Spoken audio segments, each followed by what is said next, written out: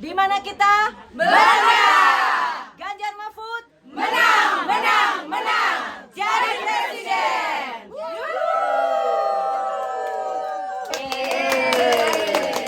Berkuasa. Berkuasa.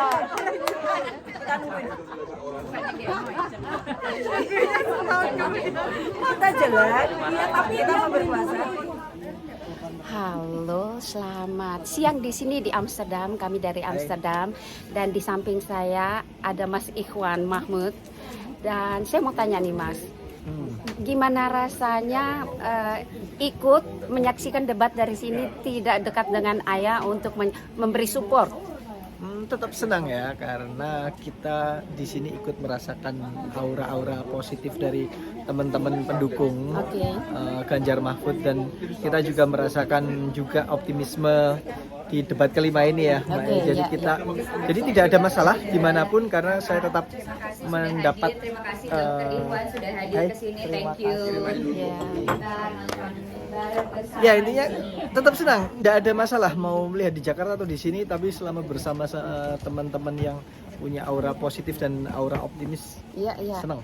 Dan gimana perasaan Mas Iwan melihat begitu banyak orang dan anak-anak muda, orang tua, dan semua masyarakat Indonesia yang ada di sini, baik yang paspor merah maupun paspor hijau, yang betul-betul mendukung nomor 3?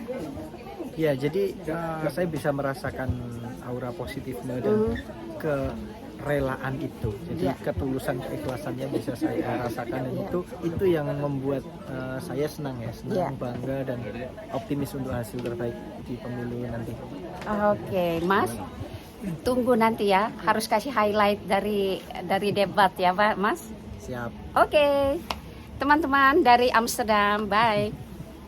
Jadi sekarang demokrasi kita sudah tidak sehat, dan orang-orang yang punya orang pintar itu bisa melihat seperti apa, dan itu contohnya bahwa pergerakan itu ada dan mereka mulai protes, dan itu bagus karena buat kami memang orang pintar harus memilih pemimpin yang benar, visioner benar, seperti 03 contohnya seperti itu. Jadi itu seperti ketidakadilan yang harus memang kita suarakan, dan itu memang harus kita suarakan, dan mahasiswa, semua dosen, sivitas akademik itu memang harus keluar di sini. Karena kalau tidak, ya demokrasi kita akan semakin terinjak-injak dan tidak ada Mundur ke belakang.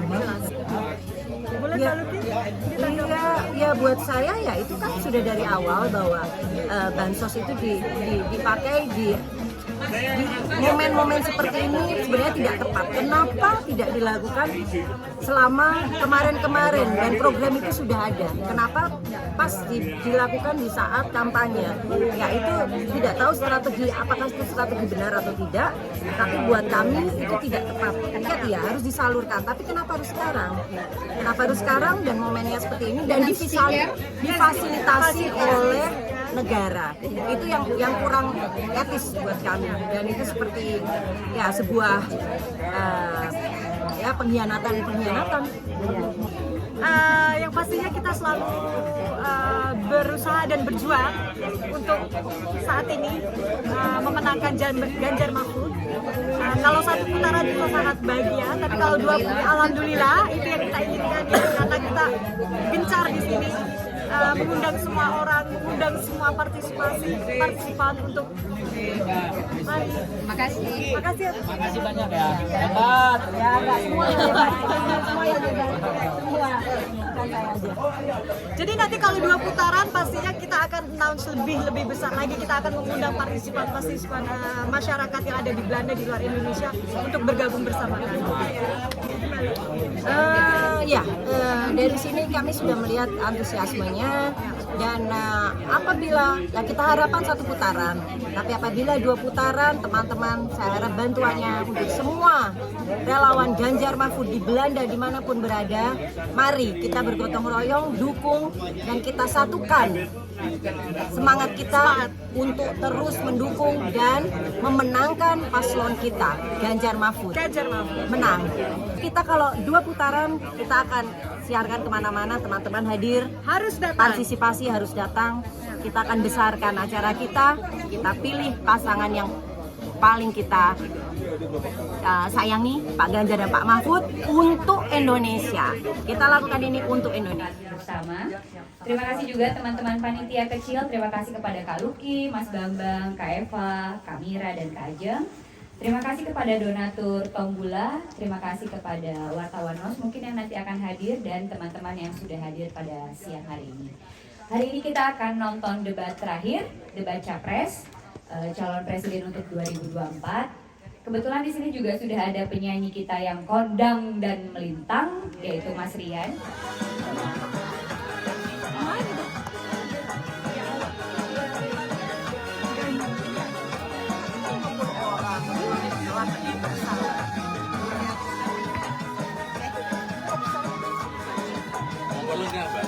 Lenggak. Dengar Pak Ganjar datang, yes menang, rakyat senang, semuanya jadi tenang.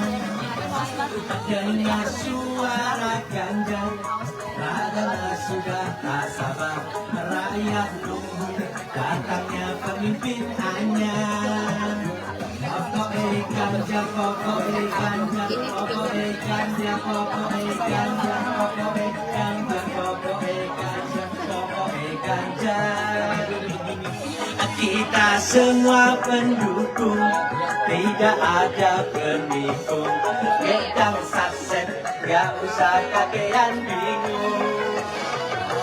Pilihan kita sama, tidak ada yang beda. Ganjar Mahfud, pemimpin Indonesia. Pokoknya Ganjar.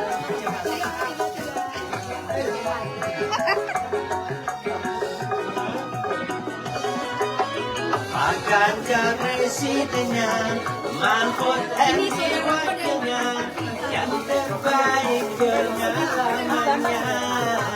Pokoknya Ganjar, pokoknya Ganjar, pokoknya Ganjar, pokoknya Ganjar.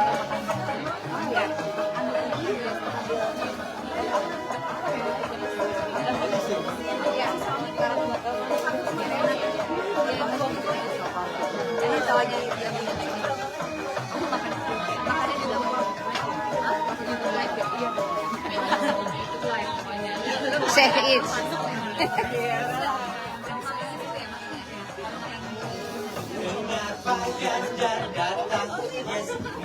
Halo.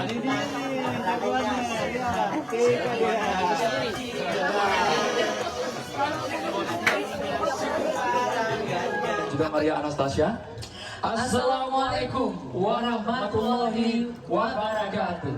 Selamat malam Bapak Ibu hadirin yang terhormat dan juga pemirsa dimanapun Anda berada. Saya Andromeda Mercury dan saya Dwi Anggia. Anda menyaksikan debat kelima calon presiden tahun 2024. Ini Andro luar biasa ya, atmosfer yang kita rasakan malam hari ini di venue debat. Baik, sebelum kita akan memulai debat malam hari ini Bapak Ibu semuanya, ada baiknya kita menyimak kembali tata tertib debat yang harus ditaati dan menjadi komitmen kita bersama agar diikuti oleh para paslon serta hadirin yang ada di lokasi malam hari ini sehingga debat bisa berjalan dengan lancar dan tertib. Kita simak bersama.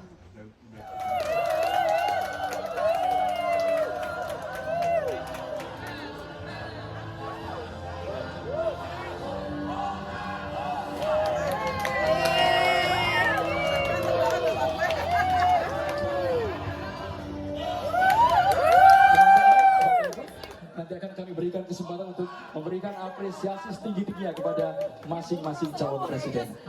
Hadirin sekalian, pada debat kelima ini, tema yang diangkat adalah pendidikan, kesehatan, ketenagakerjaan.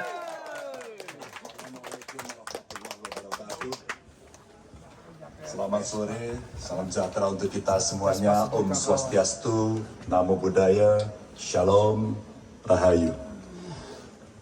Membangun Indonesia yang beradab, kita mulai dari 3 bagian.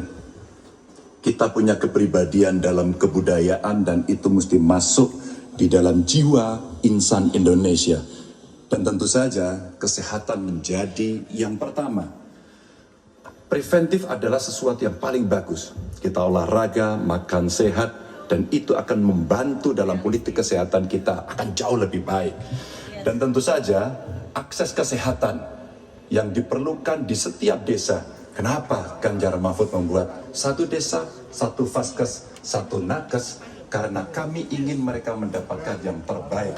Dan kemudian ibu, anak, lansia, disabilitas, masyarakat adat akan mendapatkan peran yang sama di dalam layanan-layanan kesehatan. Di mana di daerah-daerah terisolir mereka membutuhkan akses ini dengan sangat bagus. Kalau itu semua sudah baik Bapak Ibu, maka pendidikan dan kebudayaan mesti kita bangun bersama-sama. Akses pendidikan yang baik, lebih inklusi, kemudian kurikulum yang mantap, dan tentu saja fasilitas yang diberikan harus bisa memberikan akses terbaik untuk anak-anak didik kita, termasuk nasib guru dan dosen. Kalaulah kemudian ini bisa berjalan dengan baik, maka perempuan muda dari Jogja, Mbak Kalis namanya, menyampaikan, Pak Ganjar, perhatikan mereka yang selama ini terpinggirkan. Ada dua yang utama, kelompok perempuan, dan yang kedua adalah penyandang disabilitas. Tolong betul agar sekolah makin inklusi dan mereka tidak mendapatkan perlakuan yang diskriminatif. Setelah itulah kemudian baru mereka bekerja. Dan tentu saja keterampilan yang dia dapatkan melalui pendidikan yang baik ini akan mendorong atau bisa merespon lapangan kerja yang sangat terbuka dan upah buruh yang baik. Sehingga kawan-kawan buruh kemarin bertemu dengan saya, tolong Pak, segera review Undang-Undang Cipta Kerja. Karena ini yang perlu mendapatkan keseimbangan dengan nasib kami. Dan tentu saja pembangunan ini harus berorientasi kepada SDM atau manusia. Budi pekerti yang baik, sopan, toleran, tidak atikang, atikung, atikuno, sehingga mereka menjadi manusia yang lengkap. Ini bisa berjalan dengan cepat kalau digitalisasi kita lakukan. Infrastruktur teknologi informasinya baik, kemudian tersebar, internetnya bisa cepat, dan mereka akan bisa mendapatkan media yang bagus untuk mengembangkan diri. Tentu saja Bapak Ibu, dalam politik kali ini itu mesti diberikan contoh.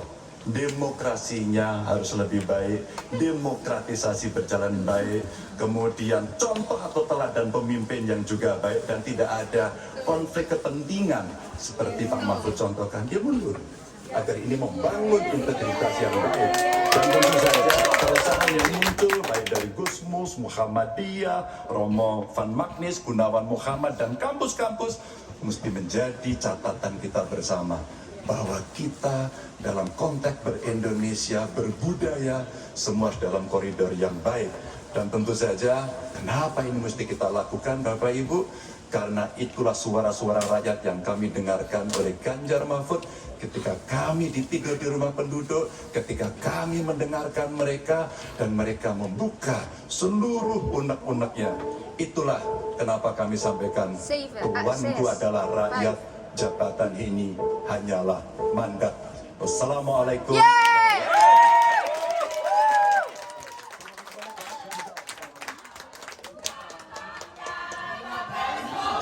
Nanti waktunya Bapak Ibu semua. Oke, ada waktunya nanti ya. Sabar dulu. Baik. Selanjutnya kami dari calon presiden nomor urut 2 dan juga calon presiden nomor urut 3. Waktu Bapak 1 menit dimulai saat Bapak berbicara. Terima kasih Pak Prabowo, terima kasih Pak Ganjar atas kesepemahaman ya terkait persoalan ini. Dan memang kita harus melihat pengeluaran di bidang pendidikan jangan dipandang sebagai cost, sebagai biaya, tapi pandanglah sebagai investasi. Karena itu negara jangan pelit kalau bicara tentang investasi. Berarti apa ya? Keberpihakan kita kepada kaum pekerja dilancarkan mereka dalam kapasitas secara legalitas dan keterampilan yang baik. Yang berikutnya lagi tentu saja kalau sudah kasus, namanya kasus, semua bisa terlibat. Migran Bapak disampaikan tadi bagaimana? Bisa, oke. Kan tadi sudah penanggapannya bagaimana tuh? Menanggapi yang barusan sudah dijelaskan oleh paslon nomor 1, 2, dan 3. Silakan Mas. Yang Gimana paling kira-kira? tepat nomor 3, cuman Belanda yang terutama di Belanda ini masih kurang untuk dukungannya untuk migran, terutama pekerja migran. Pekerja migran itu bukan hanya yang berlegal, juga ada yang andok. Dan di mana andok itu lebih banyak daripada pekerja legal. Nah, harusnya terutama KBRI harus membantu lebih kuat pada anggota atau warganya. Kita ini kan anak dari pemerintah Indonesia, jadi kita harus dianggap serius oleh KBRI. Walaupun saat ini mereka sudah luar biasa, tapi masih kurang. Jadi kedepannya mohon bukan hanya pekerja migran, tapi aktivis migran yang berada di sini. Kami bekerja 24 jam, 7 hari, dan penghargaan hanya sekedar sepertikat. Itu tidak membantu. Harus ada yang lebih bisa dibentukkan, ya, semacam alat teknologi untuk kami membantu teman-teman kami di sini. Terima kasih. Langkah nyatanya Mas, supaya nanti pemerintah yang berikutnya bisa sebagai pekerja migran, apa langkah nyata yang harus dilakukan pemerintah? Langkah nyata seperti yang Pak Ganjar bilang, membuat skill. Jadi sebelum mereka untuk ke luar negeri sudah ada skill-skill yang mereka untuk bertahan di luar Indonesia. Karena banyak teman-teman di sini mereka punya skill tapi tidak menguasai bahasanya. Minimal bahasa Inggris, itu yang paling penting. Dan kedua, skill-skill yang untuk bertahan hidup di sini itu sangat-sangat penting. Jadi sebelum mereka keluar dari Indonesia harus mempunyai 2 skill, yaitu bahasa dan skill tertentu yang mereka untuk bertahan di luar Indonesia. Oke, satu lagi. Jika ada masalah pada pekerja migran kita, apa yang harus dilakukan oleh pemerintah? Dan apa yang harus dilakukan pekerja migran kepada pemerintah? Wah, itu pertama harusnya pemerintah bekerja sama dengan aktivis migran. Karena selama ini yang kita usahakan, kita seperti di zaman corona saat itu, kita hanya bekerja sama dengan organisasi di Belanda. Dan pertolongan oleh KBRI hanya sekedar hand sanitizer dan masker, hanya itu. Padahal waktu itu banyak pekerja migran kita hampir mau mati kelaparan dan karena tidak bekerja dan tidak punya uang. Jadi kita akhirnya bekerja sama dengan organisasi yang berada di Belanda dan kita sanggup mengumpulkan sekitar 5.000 per bulan untuk membantu teman-teman kami. Ini lebih bahaya lagi nanti. Itu kira-kira yang bisa dilakukan, jadi mengatasi stunting sejak ibu hamil, bahkan bisa dicegah pada saat anak-anak kita mau menikah, Pak. Periksa kesehatan si calon pengantin perempuan, laki-lakinya juga, maka dia siap menikah. Ya, maka jangan menikah dini.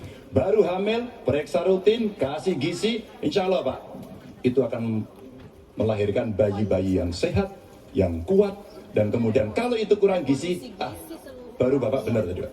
Kasih gizi yang baik agar anak-anak tidak kurang gizi dan dia tumbuh cerdas. Mudah-mudahan menjawab ini Pak. Terima kasih Pak. Ya? Cukup? Baik. Silakan menanggapi jawaban dari program saya, kita beri makan ibu yang sudah hamil. Kita beri bantuan gizi ibu yang sudah hamil karena dia mengandung 9 bulan. Tapi memang stunting itu karena kurang gizi, Pak Ganjar. Itu karena ibu dan karena dianya juga kurang gizi, dia stunting. Dan itu terjadi di seluruh bagian dari Indonesia yang saya ketemukan anak-anak umur 10 tahun badannya. Oh tidak? Oke. Setuju atau tidak dengan makan siang? Saya izinkan Pak biar kita berdebat. Karena beliau tidak mengoreksi, saya ingatkan aja pertanyaannya. Bapak mau kasih makan untuk mencegah stunting buat anak-anak. Terlambat Pak itu. Maka saya sampaikan Pak, kalau Bapak mau mencegah stunting Pak, sekali lagi Pak, perhatikan proses menikah Pak. Mulai dari mereka remaja ya, dan kemudian Bapak mesti lihat Pak, perempuan Indonesia, remaja Indonesia itu sebagian besar anemia Pak. Perhatikan itu dulu. Kalau itu sudah, maka dia menikah, perhatikan usianya. 19 tahun usia hari ini adalah menjadi ukuran di mana mereka akan sehat secara mental dan secara fisik. Kalau itu sudah Pak, diperiksakan semua ke dokter, ke rumah sakit dan rutin, itu akan terjaga dengan gizi yang baik yang ada di sana. Itu kira-kira kita mau tanya soal bansos. Karena menurut saya bansos ini adalah kewajiban negara dan rakyat berhak mendapatkannya. Tapi kita punya problem. Karena banyak klaim yang diberikan seolah-olah ini bantuan orang per orang atau kelompok. Padahal kita masih punya. Ada data yang tidak valid, ada cara penyampaian yang tidak benar, ada protes yang kemudian tidak terverifikasi atau terrespon dengan baik. Ini yang menjadi pertanyaan saya kepada Pak Anies adalah, menurut Pak Anies kira-kira, bagaimana tata kelola bansos agar satu tidak saling klaim, dua bisa tepat sasaran, tiga tidak menimbulkan kecemburuan-kecemburuan, sehingga inilah satu harapan yang betul-betul bisa diterima oleh rakyat. Silakan. Masih ada waktu Bapak? Cukup. Sesuai dengan kebutuhan si penerima. Kalau penerimanya membutuhkan bulan ini, ya diberi bulan ini. Kalau dibutuhkannya 3 bulan lagi, ya 3 bulan lagi. Tidak usah dirapel semuanya. Ya, dijadikan sebagai sesuai kebutuhan. Yang satu berikutnya, itulah yang disebut sebagai bansos tanpa pamrih. Kemudian yang kedua, pemberian bansos ini harus tepat sasaran. Artinya diberikan melalui pendataan yang baik, informasi data itu harus akurat, dan mekanisme pemberiannya melalui jalur birokrasi, bukan dibagikan di pinggir jalan, tapi dibagikan langsung di lokasi menggunakan jalur birokrasi. Kemudian yang ketiga, yang tidak kalah penting, ketika kita berbicara tentang bansos ini, harus bansos itu bisa dipastikan mereka yang miskin, prasejahtera itu termasuk di dalamnya. Jangan sampai mereka terlewatkan. Karena itu kami menyusun ini sebagai bagian dari perubahan, ada bansos plus, angkanya ditingkatkan, yang belum masuk masih miskin dimasukkan dan diberikan bekal pelatihan, pendampingan supaya mereka pelan-pelan bisa mandiri dan hidup lebih sejahtera. Selanjutnya kami mohon kepada calon presiden nomor 3 Bapak Ganjar Pranowo menanggapi jawaban calon presiden nomor 1 Bapak Anies Baswedan. Waktu Bapak 1 menit dimulai saat Bapak berbicara. Terima kasih. Ya kali ini pasti setuju dong. Logic thinkingnya adalah datanya diperbaiki. Ini yang pernah kita lakukan, dan ketika kawan-kawan KD sudah bersusah payah diberikan ke atas, balik lagi pada data yang sama. Seolah-olah kita abai pada soal data ini, sehingga betul-betul bansos yang diberikan yang rencananya tadi menurunkan kemiskinan, mengurangi gap, menurunkan kemiskinan oke ternyata. Bertanya kepada Pak Prabowo, waktunya 1 menit dimulai dari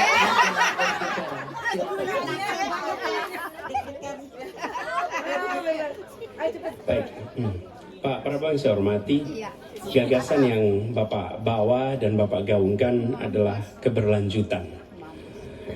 Pertanyaannya kemudian, apakah yang sekarang kurang dari pemerintah hari ini akan dilanjutkan? Asumsi saya tidak. Yang kurang tentu tidak dilanjutkan. Karena itu pertanyaan yang perlu dijawab adalah terkait dengan persoalan perempuan. Bagi kami persoalan perempuan ini sangat penting.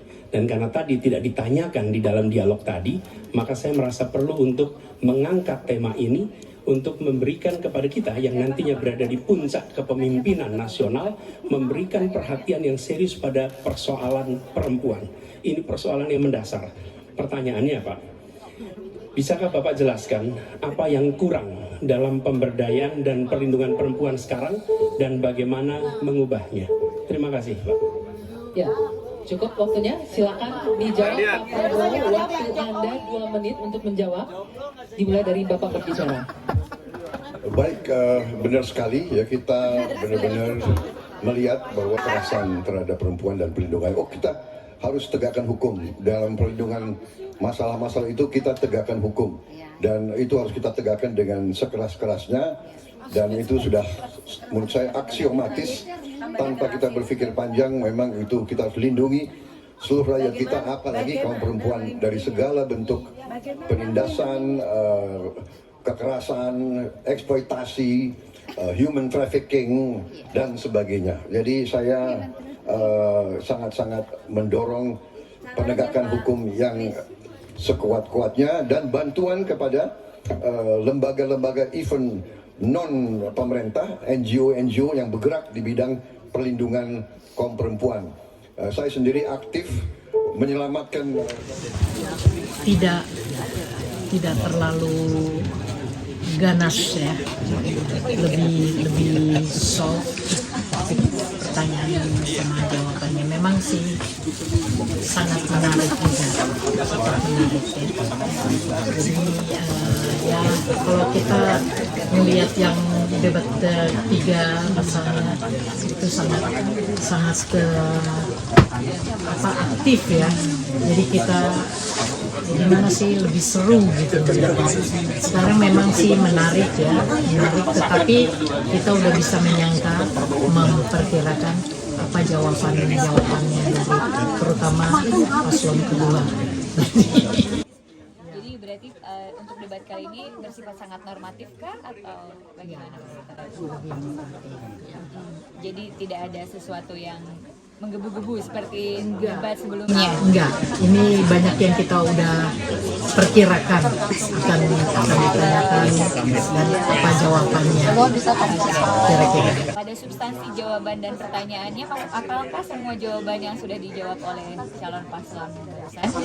Ya sesuai, ya, rata-rata sih sesuai dengan visi misi mereka. Ya, terutama dengan paslon 3, karena itu ya kita udah pelajari dari awalnya, makanya kita pilih paslon 3 itu karena visi misinya mereka lebih sesuai dengan kita, lebih cocok. Kita berdebat dan kita berada pada posisi yang sama-sama saling menghormati. Terima kasih rakyat untuk Indonesia yang lebih baik. Wassalamualaikum warahmatullahi wabarakatuh.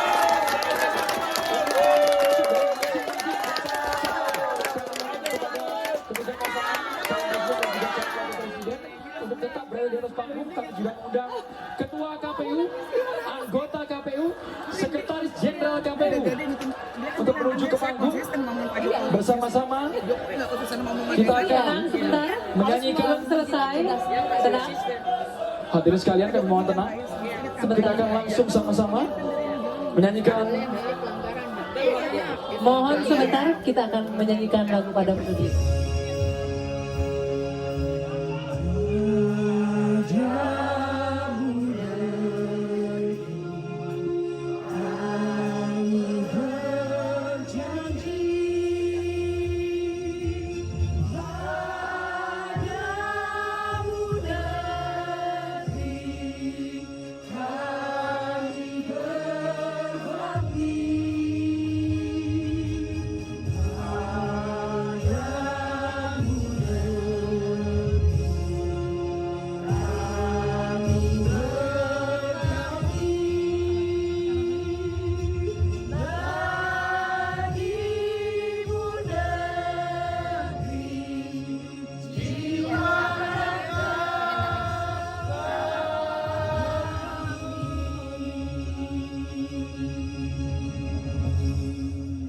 Terakhir sudah seluruh rangkaian debat kelima calon presiden pemilu tahun 2024.